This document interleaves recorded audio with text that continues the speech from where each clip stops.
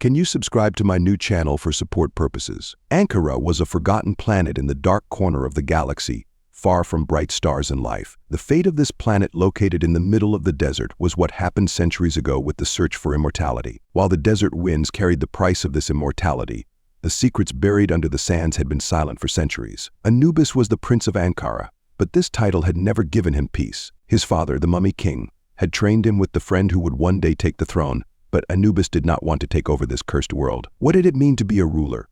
What did it mean to hold the kingdom for a period even longer than death? His own people had existed as immortals for centuries, but this existence had brought them only pain and exhaustion. Anubis had grown up in the endless deserts of Ankara. As a child, he thought he heard the screams of old warriors echoing in the depths of the countryside at night. Behind the sand dunes, memories of ancient wars were buried. Tombs and gigantic pyramids stood like silent guardians of a forgotten empire. His father had taught him the magic of these pyramids. "This is our legacy, Anubis," he would say. "These tombs are our past, our victories and our losses. We are the masters of this world. We will live forever." But Anubis had always sensed fear beneath these words. The curse his father and all the mummies had carried had kept them imprisoned in this world until the end. What did it mean to live for years? Deep down, Anubis was searching for the answer to this question. He wanted more than this cursed immortality. From a young age, he had looked up at the stars from the high towers of his palace and imagined how other worlds could be. One night, while sitting in one of the high towers, he saw a planet lost among the stars. It was reported from the planets that were constantly told in his father's palace, Zereth. Anubis thought that Zereth was just a myth. The lights of that planet were so bright that they were different from all the other stars in the sky. Anubis felt a stirring inside him. He had to see this planet. He had to discover the life there. Zereth was the pearl of the galaxy, the peak of technology, the center of an advanced civilization. Skyscrapers stretching as far as the eye could see, enormous ports for spacecraft and countless energy sources. Life here was comfortable and relaxed. The alien people had built one of the most powerful planets in the galaxy with technological innovations over the years. Development, wealth, and arrogance reigned in every corner of Zereth. On these planets there was Princess Ilara. Under the bright lights of Zereth, Ilara had grown up under the supervision of her parents. King Charon had lived with his daughter as the heir to his own throne one day. However, Ilara had felt like she was in a prison forever in the shadow of this future her family had offered her. The luxury and technology on Zereth fed her soul. Ilara had a constant routine. While her father was in control of the planet, Ilara could not even bear the weight of the burden that would one day take over this reign. She had completely different questions in mind. What were other worlds like? How do the people on other planets live? Although Zereth seemed like a perfect world from the outside, Ilara was uncomfortable with the arrogant group on this planet. They were so convinced of their own economic privilege that they had stopped empathizing with other cultures and worlds. Ilara was also uncomfortable with her family's love of war. Zereth's powerful armies were constantly oppressing other planets in the galaxy, and being a part of this oppression put Ilara in a difficult situation. One day, Ilara asked her father, "Why do we constantly wage war on other worlds? Can't we live in peace?" King Charon answered his daughter's question with a laugh. "Peace is a tale where the weak adapt. The strong gain their odds. We must be strong." Although Ilara was used to her sibling's way of thinking, deep down she didn't agree with him. She knew her father was always wrong, but she couldn't find the courage to stand up to him. Living within the palace walls, he was alone and thinking about these matters. This is a detailed introduction to Chapter 1 and a scattered look at the characters' pasts, personalities, and worlds. As with any chapter, we can expand on this story and continue with more character development, deeper plot, and world building. The next phase continues with writing about the birth and development of this forbidden love. The long-standing feud between Zereth and Ankara was an ancient one that echoed throughout the galaxy. The people of both planets hated each other. Zereth's advanced technology and fighting power had occasionally prevailed over Ankara's ancient magic and immortal warriors, but they had never achieved complete victory. Ankara was considered a mysterious and dangerous planet that hid itself in the darkest corner of the galaxy. The hostility between the two planets occasionally led to diplomatic initiatives. Most of these initiatives were fruitless, but at the insistence of King Charon of Zereth, a meeting was arranged with Ankara. The neutral planet called Zephyra was a frequently used platform for intergalactic peace talks. This planet, which was neither under the control of Zereth nor Ankara, was considered a safe place for diplomatic talks. King Charon had sent his daughter Princess Ilara to this diplomatic meeting. Ilara had participated in countless diplomatic missions alongside her father, but this meeting felt different to her. The loss of her mother at a young age had made Ilara even more vulnerable to her father, but had also made her a more independent woman. Her father had always told her, "You will be the most powerful leader in this world." However, Ilara believed that being a leader was not only about power, but also about understanding and empathy. On the other hand, Anubis was also attending this meeting to take his father's place. Anubis' search for peace and tranquility had made him feel like an outsider in the cruel world of Ankara. Although he did not oppose his father's strict rules, deep down in his heart he was searching for another life. When he set off for Sithara, he had felt that this diplomatic meeting was not just a mission for him, but perhaps a part of his destiny. Sithara was a neutral zone where representatives from 2 planets would meet. Under the green and bright sky, spaceships landed on the planet with a soft hum, and diplomatic delegations had begun to gather. The meetings in Sithara had started tensely as usual. Zerath's representatives were disturbed by Ankara's dark and cold stance, while Ankara's delegation could sense Zerath's arrogance. However, at this moment there were 2 people in the crowd who made eye contact, Anubis and Ilara. Anubis' eyes locked on Ilara,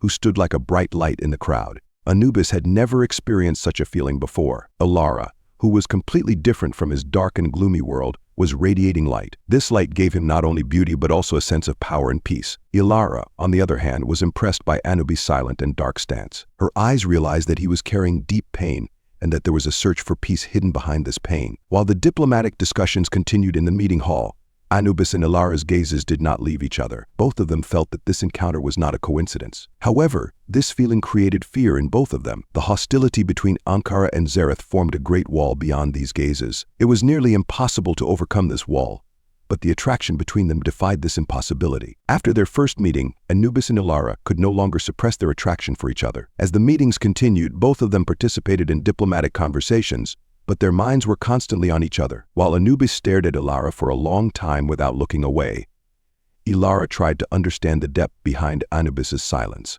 One evening, when the diplomatic meetings were over, Ilara made a sign to Anubis. She made him feel with her eyes that they needed to talk. Both of them believed that this meeting was the beginning of something. They decided to meet in a green forest area of Sithara, where no one would see them. That night, Anubis and Ilara were alone for the first time. In the forest, dimly lit by the moonlight, there were 2 figures standing close to each other. Anubis could not describe the peace he felt in his heart as he looked at Ilara. Up until that moment, his life in Ankara had only made him feel heaviness and darkness, but next to Ilara, these feelings disappeared. Ilara could feel the weakness and at the same time the strength hidden behind Anubis' introverted stance. "You are different," Ilara said, breaking the silence. "Despite the darkness of Ankara, there is a light inside you." Anubis did not know what to say to these words. No one had ever said such a thing to him.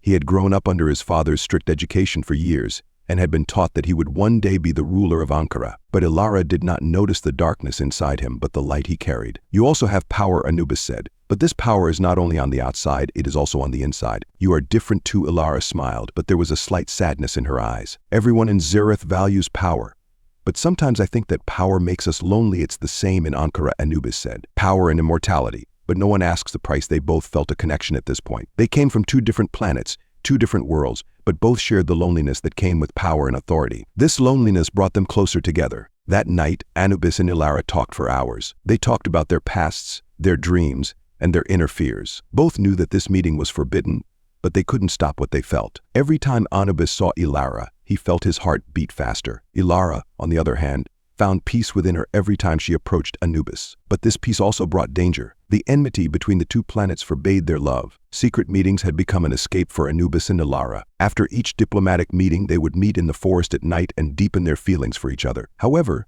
the price of this love would be heavy. Both Anubis and Ilara knew that this relationship would one day be revealed and would reignite the war between the 2 planets. One day, Anubis began to tell Ilara about Ankara. He told her how his father raised him, how his people were cursed with immortality, and how this curse consumed their souls. Ilara told him how lonely and cold a world it was despite Zerath's technological power, how her father's passion for war, and how this war isolated them. "Can this war ever end?" Ilara asked, looking at Anubis with hope. Anubis paused for a moment. "I don't know," he said honestly, "but when I'm with you, I feel like anything is possible." These words touched Ilara's heart. She drew closer to Anubis, and the distance between them was now completely gone. That night, under the stars, they openly expressed their love for each other. It was a forbidden and dangerous love, but they were both determined to continue it. But deep down, they knew they would pay the price for it. In this chapter, we delved into how Anubis and Ilara's love began and developed. In the next chapter, I will begin to write about the cost of this love and how it led to war between the 2 planets. If you want to continue in this direction, we can add more details or focus more on certain scenes. Great, I'll continue adding more details to the story. We're deepening the love between Anubis and Ilara, the attraction between them, how this love affects them, and the political dynamics of the two planets will also slowly build the reasons for the conflict and war that will follow the forbidden love. Let's expand the story by adding more character, internal conflict, and world details. As time went by, Anubis and Ilara's attachment to each other grew stronger, but each time they met dragged them into an internal war. While Anubis was crushed under the weight of his father's expectations, he also began to feel freer during the time he spent with Ilara. But every time he returned, Ankara's desert winds and the curse of immortality reminded him of the darkness that had descended upon him. The fact that his father expected Anubis to take over the kingdom one day was suffocating him. One day, while standing on top of one of Ankara's giant pyramids, Anubis could no longer suppress the conflict he felt inside. His mind was drifting to Ilara.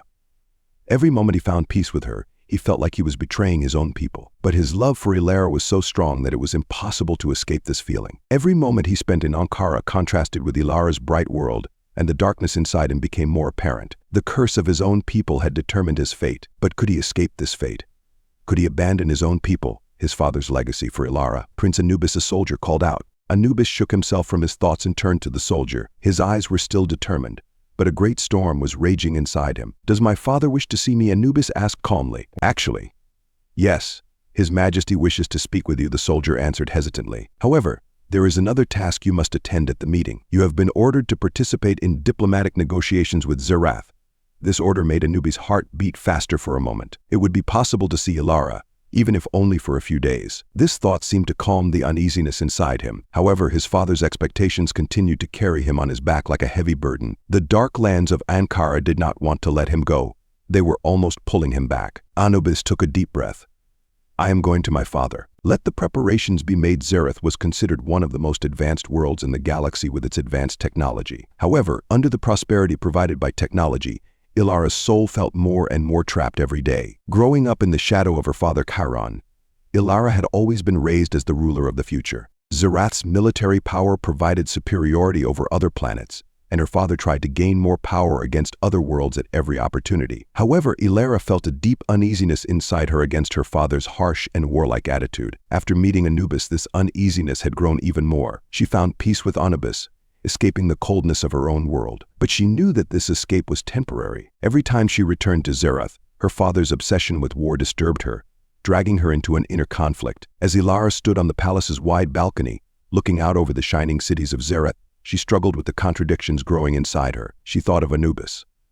Every moment she spent with him gave her more meaning. However, this love grew in the shadow of the deep hatred between the two worlds. She could not imagine what her father would do if he learned of this relationship. At that moment, the wide doors of the palace opened and her father Chiron came to Ilara with determined steps. King Chiron always moved with a strong and arrogant attitude. His harsh features and thin, sharp gaze always hung over Ilara like a shadow. "Ilara, you must prepare for a new diplomatic mission. There are some signals coming from Ankara," Chiron said, shortly and sharply. Ilara's heart began to beat rapidly. Would she be able to meet Anubis again? But the determination she saw in her father's eyes made her know that these diplomatic missions were only a preliminary. Her father was closer to war than ever. Diplomatic meetings between Ankara and Zerath were always tense. These meetings held in Shithera had become a necessity that both sides had to attend in order to maintain the galactic balance. Zerath's representatives were always disturbed by Ankara's dark and ancient magic, while Ankara was bored by Zerath's technological arrogance. However, this time, the presence of Anubis and Ilara gave the meetings a different meaning. When Anubis entered the meeting room,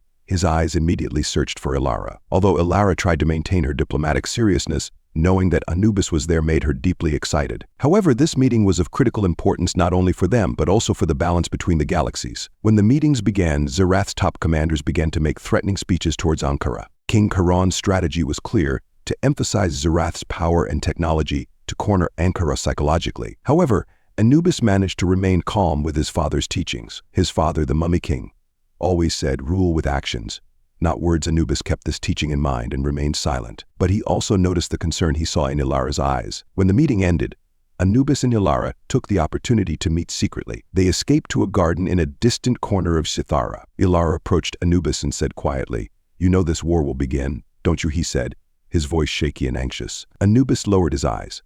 "I know," he said, taking a deep breath, "but I won't leave you.